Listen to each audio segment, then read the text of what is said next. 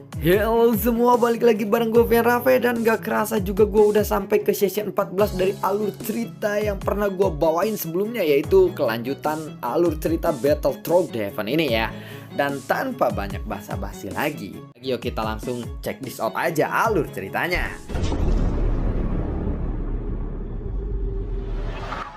Di episode sebelumnya, Xiaoyan menceritakan kisah hidupnya bersama Sun Er kepada Xiao Yueli. Dan selama perjalanan ini, Xiaoyan terus menceritakan apa yang dialami bersama Sun Er.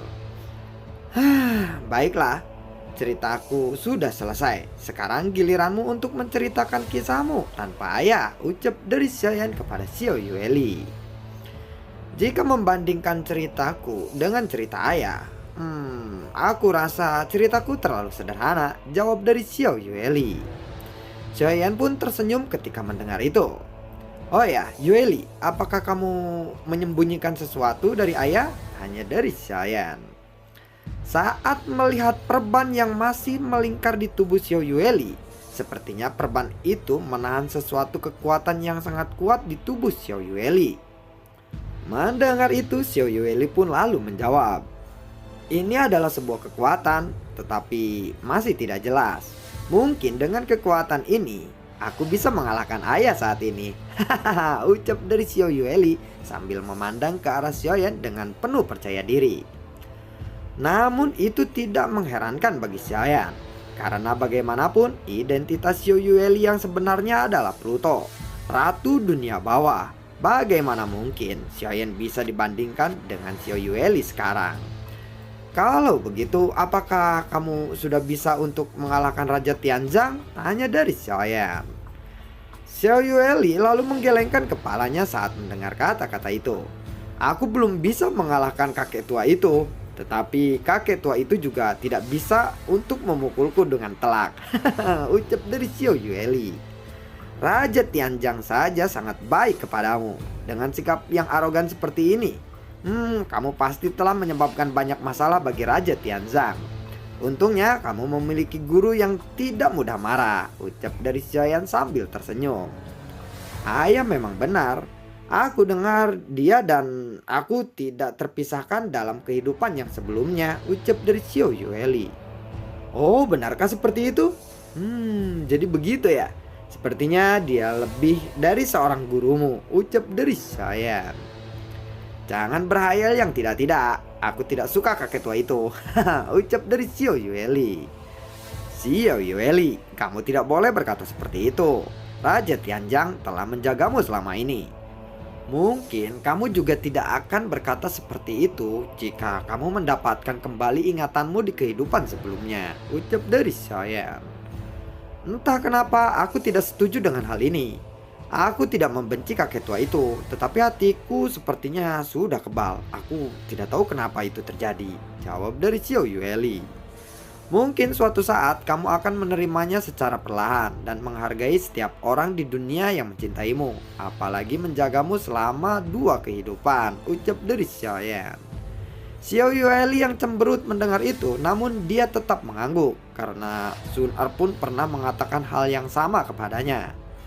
Selama perbincangan yang tidak berujung antara Xiaoyan dan juga Xiao Yueli ini, Wang Cai hanya menundukkan kepalanya dan berbaring di samping Xiao Yueli. Namun tiba-tiba Wang Cai berdiri, lalu dia berlari ke arah dek kapal dan kemudian menggonggong.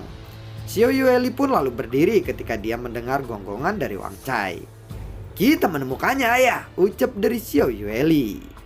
Xiaoyan juga buru-buru berdiri mendengar itu, dan keduanya bergegas ke arah dek kapal dan mengikuti arah yang dilihat oleh Wang Cai. Pemandangan yang mereka lihat cukuplah mengejutkan.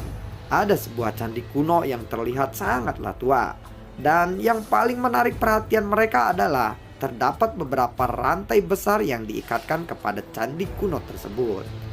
Saat mereka melihat ke arah tembok besi tersebut, ternyata itu adalah kepala dan tubuh Poid Hobi. Dan ada 9 kepala yang tersusun rapi berjajar di sana. Xiao Yueli pun langsung mengendalikan kapal untuk segera mendarat di sana. Setelah mendarat dan keluar dari kapal, Xiao Yueli kembali menjentikan jarinya, lalu kapal yang mereka tunggangi pun langsung menghilang dengan sendirinya. Xiaoyan pun tercengang saat melihat itu. Phew, sepertinya kekuatanku ini belum ada apa-apanya dengannya, ucap dari Xiaoyan. Begitu Xiaoyan dan yang lainnya melangkah masuk, 9 kepala Point Hobby perlahan bergerak maju. Wang Cai lalu berjalan ke depan pintu masuk dan dia tiba-tiba berhenti, sepertinya dia mengingat sesuatu kali ini. Ini adalah tempat kelahirannya dan sepertinya dia telah mengingatnya, ucap dari Xiao Yueli saat melihat itu. Sambil melihat gerakan Wang Cai, Xiao Yueli pun berjongkok dan menyentuh kepala Wang Cai. Dia langsung merasakan kehangatan tangan dan senyum Xiao Yueli. Hati Wang Cai pun menjadi sangat lega dan dia lalu melangkah maju lagi. Xiao Yueli dan juga Xiaoyan berjalan mengikuti Wang Cai kali ini. Dan Xiao Yueli menceritakan kisah Wang Cai kepada Xiaoyan. Nenek moyangnya adalah Point Hound. Anjing ini akan melahirkan 2 anak anjing sekaligus. Namun pada akhirnya hanya satu yang bisa bertahan hidup. Penyebab kematiannya bukanlah dari dunia luar, melainkan kedua anak anjing tersebut yang saling berkelahi. Dan hanya satu yang akan selamat dan bisa mengikuti tim anjing pemburu Hound, ucap dari Xiao Yueli. Beruntung sekali ya, karena kekuatan yang diperlihatkan saat ia lahir sudah cukup untuk membuktikan bahwa ia akan bertahan hidup. Tetapi yang terburuk ialah salah satunya kadang dicekik oleh ibu kandungnya sendiri. Karena hanya satu saja yang bisa hidup dan ibunya kadang memilih yang lebih kuat, ucap dari Xiao Yueli. Apakah dia mati oleh ibunya sendiri? Tanya dari Xiaoyan. Secara alami, dia bukanlah lawan dari ibunya. Setelah mati, ibunya terlihat sedih. Ibunya membuat dia bisa bereinkarnasi sebagai anak dari anjing kepala 3 dan ia tumbuh dengan hebat dan telah mengikuti jejak Pluto sejak kecil, ucap dari Xiao Yueli.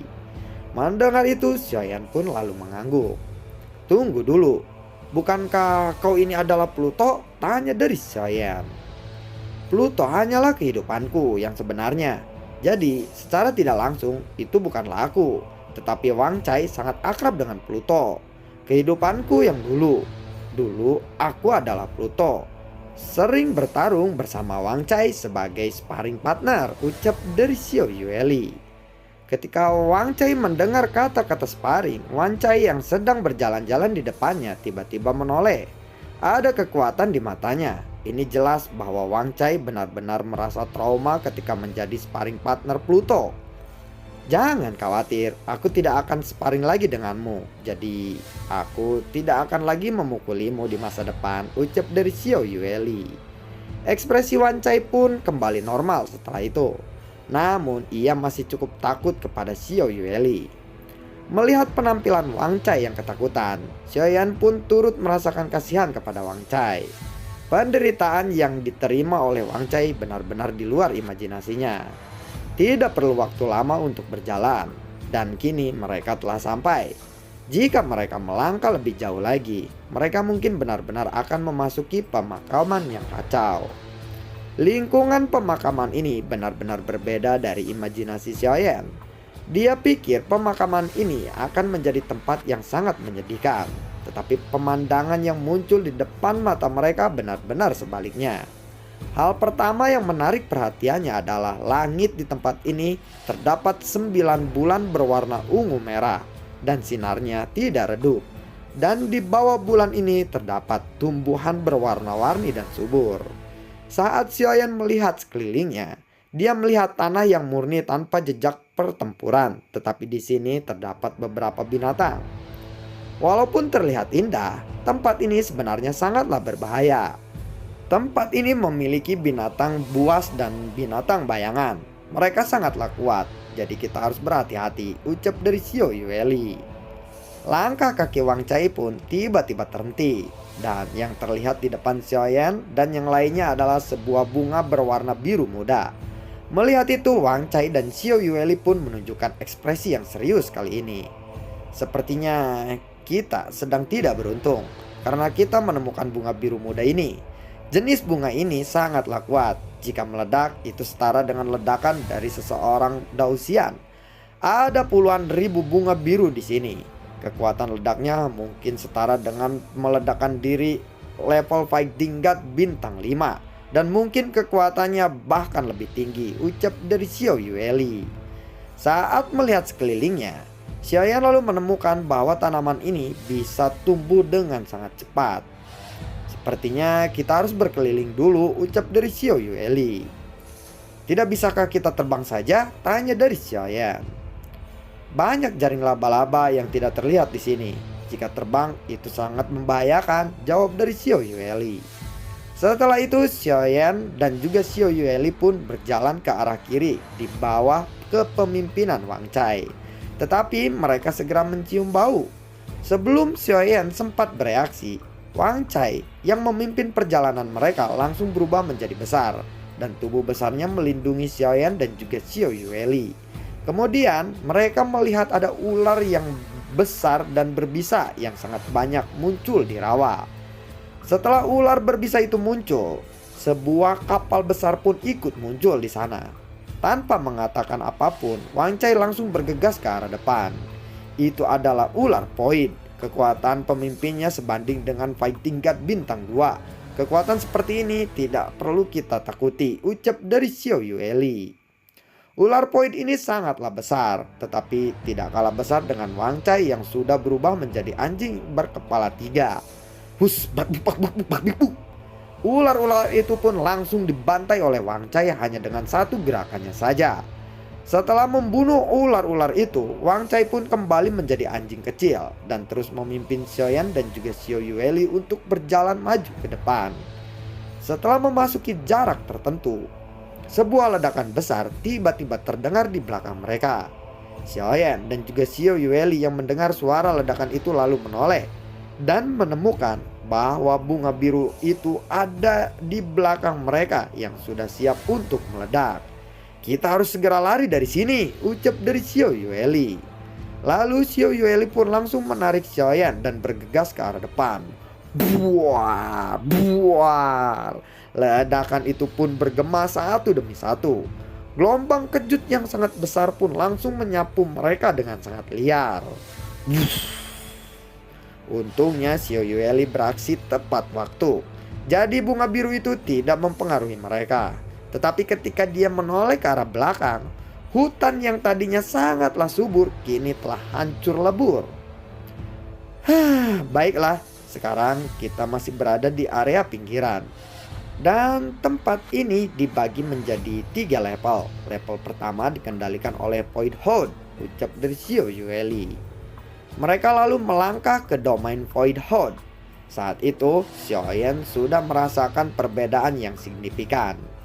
Ada sejenis energi gelap di sini.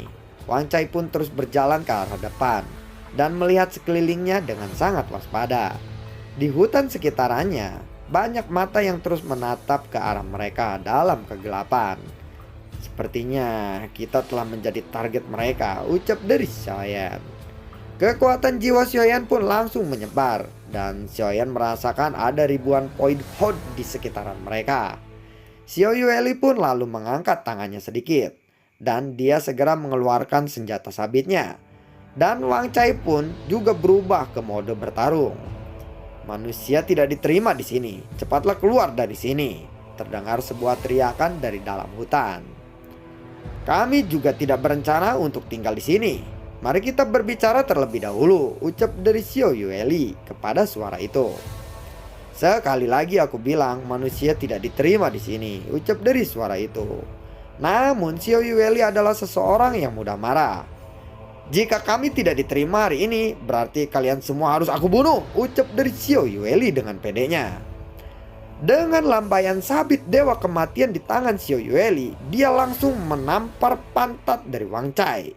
Pergilah bunuh mereka semua, jangan sampai ada yang tersisa. Bunuh saja mereka semua dan jangan disisakan, ucap dari Xiao Yueli kepada Yang Wang Cai. Ayah, kali ini kamu tidak perlu ikut bertarung. Pertarungan ini berat. Biar aku dan Wang Cai saja. Sepertinya ayah tidak akan sanggup, ucap dari Xiao Yueli.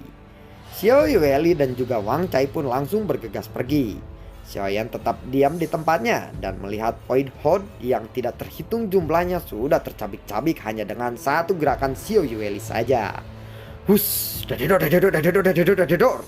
Kalian memang sangat luar biasa, ucap dari Xiaoyan saat melihat mereka bertarung. Pertarungan ini berlangsung cukup lama, namun bagaimanapun juga kekuatan Xiao Yueli dan juga Wang Cai cukup untuk membantai mereka semua. Lain kali kalau memilih lawan itu lihat-lihat. Namun ada point hold yang sedikit lebih besar muncul di depan Wang Cai. Point hold ini adalah Raja Anjing dan ia menyeringai kepada Wang Cai. Sebenarnya Wang Cai sudah hampir bisa menghabisinya dan sabit dewa kematian Xiao Yueli pun sudah ada di atas kepalanya. Raja Anjing itu pun mundur dengan cepat dengan mimik yang ketakutan menatap Xiao Yueli yang sudah menggila. Namun Wang Cai tiba-tiba mengaum. "Kenapa? Point hold ini bukan saudaramu bukan?" tanya dari Xiao Yueli kepada Wang Cai. Dia menoleh kepada Wang Cai dan Wang Cai seperti meminta Xiao Yueli untuk berhenti dan tidak menyakitinya. Wang Cai akhirnya mengangguk, tetapi Raja Anjing itu tidak mengerti dengan percakapan mereka. Bagaimanapun Raja Anjing dan Wang Cai adalah saudara di kehidupan sebelumnya. Dan garis keturunan Wang Cai saat ini telah menjadi anjing neraka berkepala 3 yaitu Cerberus. Sehingga Raja Anjing tidak bisa lagi mengenali bahwa Wang Cai itu adalah kakak laki-lakinya. Tetapi ketika Wang Cai melihat ada anjing betina di belakang Raja Anjing itu, matanya tiba-tiba berubah dan anjing betina itu juga tampak melihat Wang Cai. "Jadi kamu masih berencana untuk mengampuni mereka?" tanya dari Xiao Yueli kepada Wang Cai. Wang Cai lalu berhenti dan berjalan ke depan. Perlahan matanya pun menatap anjing betina itu. Raja Anjing ingin menghentikan Wang Cai, tetapi sabit dewa kematian milik Xiao Yueli sudah tertancap di tanah dan menatap dengan sangat ganas kepada Raja Anjing itu. Ini membuat Raja Anjing itu sangat merasa ketakutan untuk bergerak. Xiaoyan juga menyaksikan adegan ini dengan sangat tenang di belakang mereka. "Apakah kamu mengenaliku?" tanya dari Wang Cai kepada anjing betina itu. Apakah kamu adalah Inuba?" tanya dari anjing betina itu. Tiba-tiba mereka mungkin bisa ngobrol dan diterjemahkan oleh penulisnya ya. Jadi begini nih. "Itu adalah identitasku di kehidupan sebelumnya, tetapi sayangnya aku sudah mati di tangan ibuku sendiri," jawab dari Wang Cai dengan gamblang. Memori kehidupan sebelumnya, dia telah mengingat setelah kematian Pluto dan ingatan ini tidak bisa Wang Cai hapus. "Inuba? Benar-benar Inuba? Maafkan ibumu ini," ucap dari anjing betina itu. "Aku hanya ingin tahu kenapa kamu membunuhku, padahal sudah jelas bahwa aku lebih kuat," ucap dari Wang Cai. "Inuba, aku memang bersalah dan aku memang bersalah atas kematianmu. Tetapi saudaramu itu memiliki segel raja," ucap dari anjing betina itu. "Jadi karena dia adalah raja alami, itu bisa membuatku mati," ucap dari Wang Cai. "Klan kita sudah lama tidak muncul segel raja selama ribuan tahun. Jika tidak ada ranjing raja, klan kita akan diusir dari sini dan dimusnahkan. Ibu terpaksa melakukan itu. Maafkan aku," ucap dari anjing betina itu kepada Wang Cai. "Kamu tidak perlu meminta maaf. Kamu harus minta maaf kepada Inuba. Namun ia sudah mati dan itu adalah pilihanmu sendiri," ucap dari Wang Cai. "Kita harus masuk dan aku menyarankanmu untuk segera menyingkir. Jika tidak, walaupun dia adalah Raja Anjing, kalian akan musnah hari ini," ucap dari Wang Cai. Setelah mendengar kata-kata Wang Cai itu, Raja Anjing itu pun memandang Wang Cai dan perlahan menundukkan kepalanya. Kemudian para point hold pun berhenti menyerang mereka dan memberikan jalan kepada Xiao Yueli dan juga Xiaoyan. Dan lalu bagaimana kelanjutan ceritanya? Akankah Xiaoyan berhasil menemukan Long Yan ya di tempat ini dan tepat waktu sebelum Long Yan kenapa-napa? Ya, nantikan video gue berikutnya dan semoga sehat selalu untuk kalian. Gue juga gak lupa untuk selalu ucapin terima kasih banyak buat kalian yang sudah mendukung channel ini dari awal hingga saat ini. Dan gue juga selalu ucapin terima kasih banyak buat kalian yang sudah mensupport channel ini lewat link Saweria di bawah kolom deskripsi.